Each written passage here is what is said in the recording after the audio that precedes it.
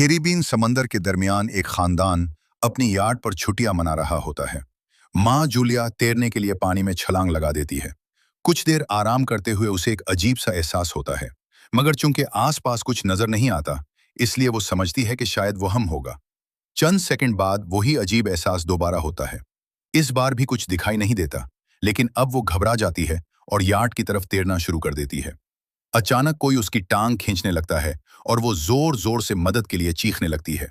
उसकी बेटी कैसी हेडफोन लगाकर म्यूजिक सुन रही होती है, इसलिए उसे कुछ सुनाई नहीं देता।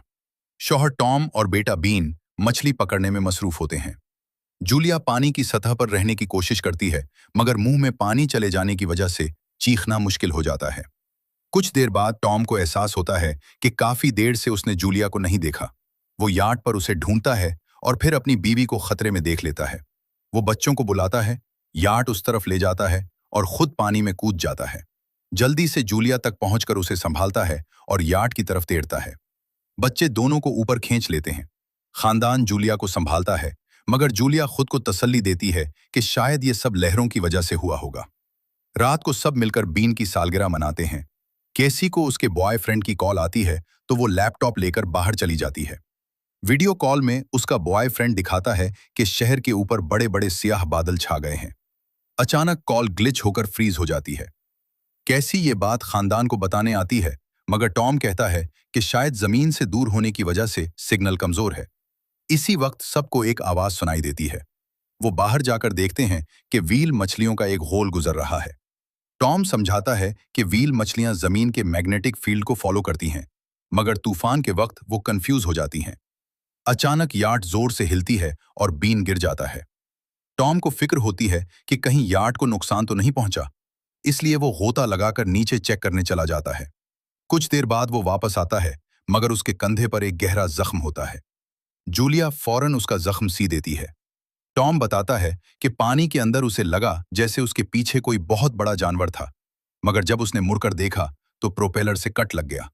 वो कहता है कि जो भी चीज थी बहुत बड़ी थी। याट को काफी नुकसान हो चुका होता है, इसलिए उन्हें मदद बुलानी पड़ती है। जूलिया बार बार रेडियो पर कोशिश करती है, कैसी फोन पर सिग्नल ढूंढती है, मगर कुछ भी काम नहीं करता। अचानक कैसी को एक अजीब सा जानवर नजर आता है और वो चीख पड़ती है, मगर वो सिर्फ बीन होता है जो मास्क पहनकर मजाक कर रहा होता है। कुछ देर बाद याट मुकम्मल तौर पर बंद हो जाती है और वो समंदर के बीच फंस जाते हैं। जूलिया रेडियो पर एक आवाज सुनती है, मगर आवाज इतनी खराब होती है कि कुछ समझ नहीं आता।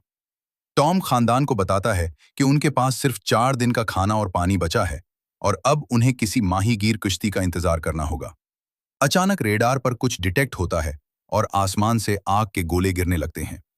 हर जगह जोरदार धमाके होते हैं। एक गोला पानी में उनके करीब गिरता है तो टॉम फौरन यार्ड चलाने की कोशिश करता है। इसी दौरान बेन देखता है कि यार्ड से धुआं निकल रहा है। टॉम चेक करता है और तस्दीक होती है कि इंजन खराब हो चुका है। हवा तेज हो जाती है और खानदान यार्ड के अंदर छुप जाता है, इस बात को नोटिस किए बगैर कि कंपास तेजी से घूम रहा है। यार्ड बुरी तरह हिलने लगती है। बेन दोबारा गिरता है और इस बार जख्मी हो जाता है। तूफान के बाद अगली सुबह वो देखते हैं कि समंदर का पानी गायब हो चुका है और याट जमीन पर फंसी हुई है। सब हैरान रह जाते हैं। कंपास उल्टा हो चुका होता है, जो आखिरी बार 7 लाख साल पहले हुआ था। रेडियो के जरिए उनका राब्ता नाव नामी एक शख्स से होता है, जो एक सबमरीन का कप्तान होता है। वो बताता है कि मैग्नेटिक पोल्स रिवर्स हो चुके हैं, इसीलिए समंदर पीछे हट गया है। वो खबरदार करता है कि जब पानी वापस आएगा तो बहुत खतरनाक होगा, इसलिए ऊंची जगह जाना जरूरी है। इसके बाद खानदान एक खतरनाक सफर पर निकलता है, जहां उन्हें एक पागल आदमी, जहरीले कीकड़े, मुर्दा समंदरी जानवर, शदीद प्यास और कई जानलेवा हालात का सामना करना पड़ता है। टॉम इस पागल आदमी को पकड़कर ले जाता है और फिर वो पागल आदमी को एक खतरनाक जंगल में छोड़ देता है। आदमी के हाथों मारा जाता है, मगर जूलिया बहादुरी से अपने बच्चों को बचाती है। आखिरकार वो सबमरीन तक पहुंच जाते हैं। खतरनाक कीकड़ों के हमले के बावजूद जूलिया अपने बच्चों को अंदर भेज देती है। जैसे ही सब महफूज होते हैं, समंदर वापस आ जाता है और सबमरीन पानी में डूब जाती है। जब वो होश में आते हैं तो खुद को एक तबाहशुदा शहर में पाते हैं, जिसका मतलब है कि जिंदगी की उम्मीद अभी बाकी है। और यूं फिल्म का इख्तिताम होता है। चैनल को सब्सक्राइब करना न भूलें। बेल आइकॉन जरूर दबाएं ताकि ऐसी मजीद दिलचस्प वीडियोस आप तक पहुंचती रहें। देखने के लिए शुक्रिया।